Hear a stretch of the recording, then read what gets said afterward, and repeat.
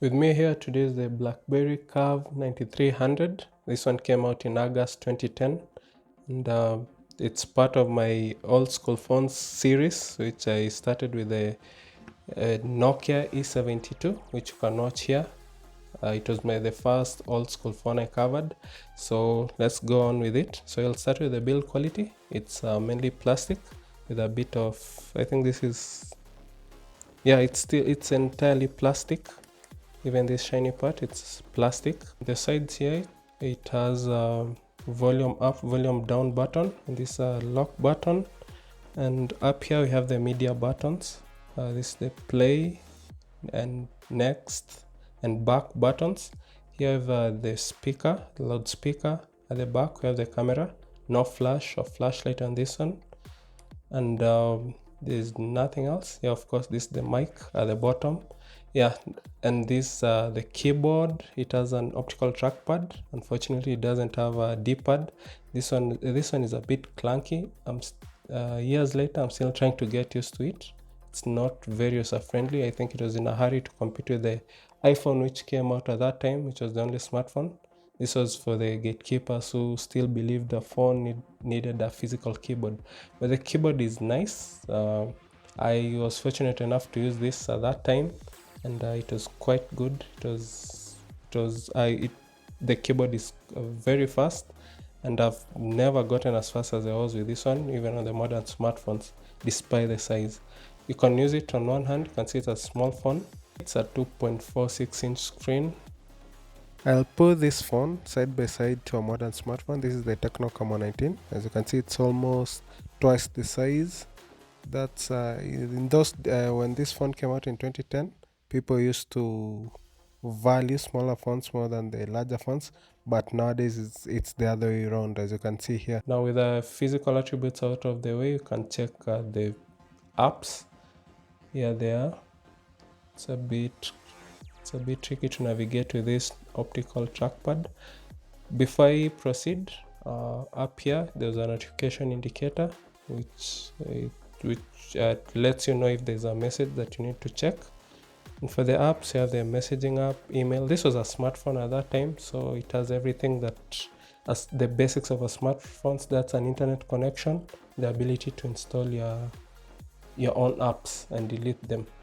So here the phone book, settings, gallery, wireless connections, camera. These are the SIM toolkit to manage your SIM card.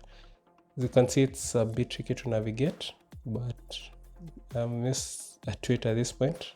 And anyway, I use this phone for just calling and sending messages, so it's not a big deal.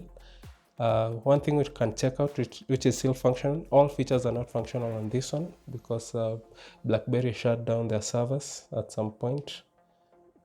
We can check out one message. This is a message I sent myself.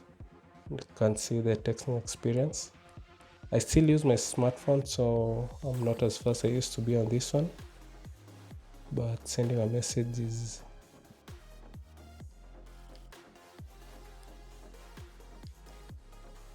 so it used to have an interface, a chat interface, which was ahead of its time at the time. So I use this phone for just calling and messaging. So I'll just talk about what it used to have. It's not something you can use today, but if you're a collector, it can be a good addition to your collection. For the camera, it's a 2 megapixels camera, which was just enough at that time when it came out in 2010. Here I'm trying to take a photo in outdoors, so the lighting is just okay, and the picture isn't too bad if you look at it, considering the low resolution. Yes, but navigating through this camera interface is a bit tricky, but it's just because I'm not used to the phone, and the trackpad was a tricky thing to use to navigate through this phone. For the specifications, it comes with 256 internal storage and 256 MB RAM, and the camera is a 2 megapixel camera. There's no front camera. Already the phones with that, like the Nokia 72, which I've already covered. It has Wi-Fi and Bluetooth 2.1, no FM radio unfortunately, and for charging it's a micro USB, and you have a normal earphone jack. I use this, and also you can still use modern Bluetooth earphones. I use mine every day. This is the FreePods 3C. You can check out my review video if you want one. So I still use this, but I must have a memory card in for me to enjoy my music. I don't have it now, but whenever I'm outside the house, I make sure I have one on me so that I cannot get bored when I don't have my smartphone. So I talked about the charging. The battery, it's 1150 mAh battery, and this one will last me about a week. This is the original battery that came with it. It's still working more than a decade. Around 14 years later, it's still functional. So they used to make phones to last, so it's no surprise. And for the SIM card, it was a single SIM and a nano SIM. Yeah, like many other phones at that time. So that's just about it for this phone. I leave links on where you can buy this, or on alternatives if it's not there. You can check it out in the description and the pinned comment. See you in the next one.